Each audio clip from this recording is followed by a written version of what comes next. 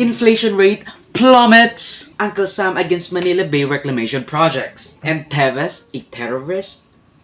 Kumusta for me? This is Avor Joseph and welcome to News I Deem Worthy Recap Weekly Edition number 10. The summarization of the news starts from the headlines for the 30th of July to the 5th of August 2023. Kaya't maganda na for the placing selective summation. This is the news headlines for Sunday 30th of July 2023. New Typhoon Inside PAR. New Typhoon Inside PAR. It seems like our fellow countrymen can't take a break as a new typhoon has entered the Philippines area of responsibility when Typhoon Egay hasn't even gotten out of our borders yet. Typhoon Falcon, international name Kanun, is the 6th tropical cyclone entering the PAR and 3rd formed this July. Looks like our worries about our water supplies and dams are unfounded, at least for now. But Typhoon Falcon will, and in some cases have already prompted many provinces and island municipalities to stage relocation for will-be affected groups by the incoming surge of the cyclone, with many disruptions in life, economy, and commodity interruption with regards to relocations and disruption of normal life, fishermen, and grid lines at risk of damage from tropical cyclone. This is the news headline for Monday, 31st of July, 2023. PHEU Deepens Ties. This is the news headlines for Monday, 31st of July, 2023. PHEU Deepens Ties. PHEU Deepens Ties. After a bilateral meeting at the Malacanang Palace, President Ferdinand Marcos Jr. and EU Commission President Ursula von der Leyen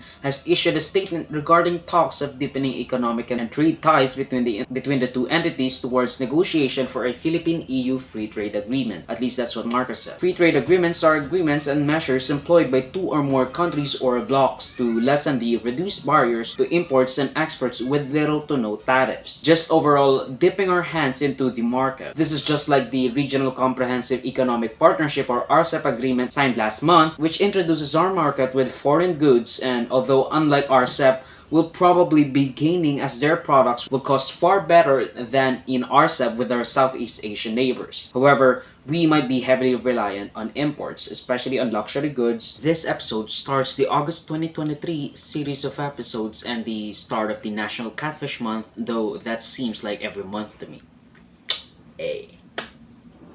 These are the news headlines for Tuesday, 1st of August, 2023. Congressman Teves as terrorist and new General of Philippine Army appointed. Congressman Teves as terrorist. The Anti-Terrorism Council or ATC has formally designated the Negros Oriental Congressman Arnolfo Teves Jr. and a dozen others as terrorists amid alleged involvement branded as suspect due to series of killings, most notably the killing of the former Negros Oriental and political rival Governor Roel Degamo. Representative Arnolfo Teves and his council has responded to the recent designation of the ATC, denying any involvement regarding the assassination of the governor. However, he said he will not be returning to the country. According to the DOJ, despite being tagged as a terrorist, the representative is not considered as a fugitive. The Anti-Money Laundering Council has also released a freeze order against assets of the designated terrorist by the ATC. New General of Philippine Army appointed. President Ferdinand Marcos Jr. has appointed Lieutenant General Roy Galido as the new 66th Commanding General of the Philippine Army, replacing recently appointed General Romeo Browner, who was designated as the new AFP Chief last July. This is the news headlines for Wednesday, 2nd of August, 2023.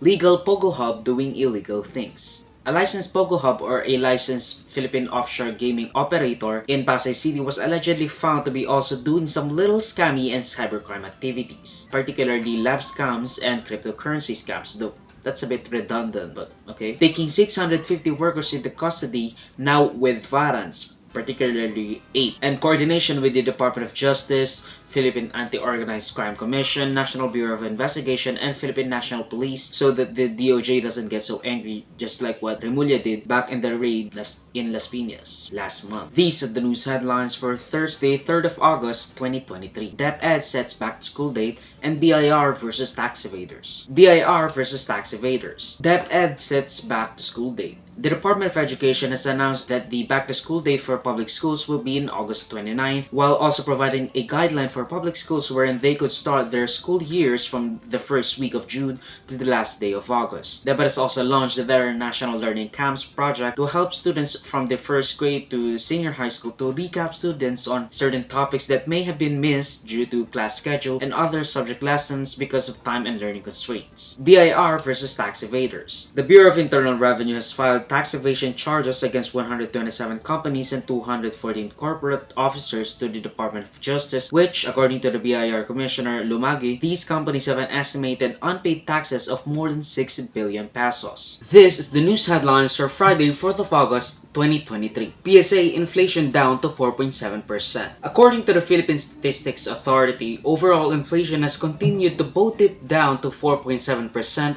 0.7% less June 2023's inflation rate of 5.4%, the sixth-month consecutive decrease in the inflation since January. We've ought to be vigilant as the inflation rate decreases does not really mean a decrease of prices, rather the decrease of the rate to which prices grow. It still went up, but not by as much. Not that deflation or lowering prices will also help us. We need a balanced 2 to 3% healthy inflation rate, of which we are clearly past. This is also an overall inflation rate decrease, meaning it has been averaged out through many fields. Many products or services may have gone up in terms of prices. This is the news headline for Saturday, 5th of August, 2023. Manila Bay Reclamation Hurdles. The U.S. Embassy spokesperson Kanishka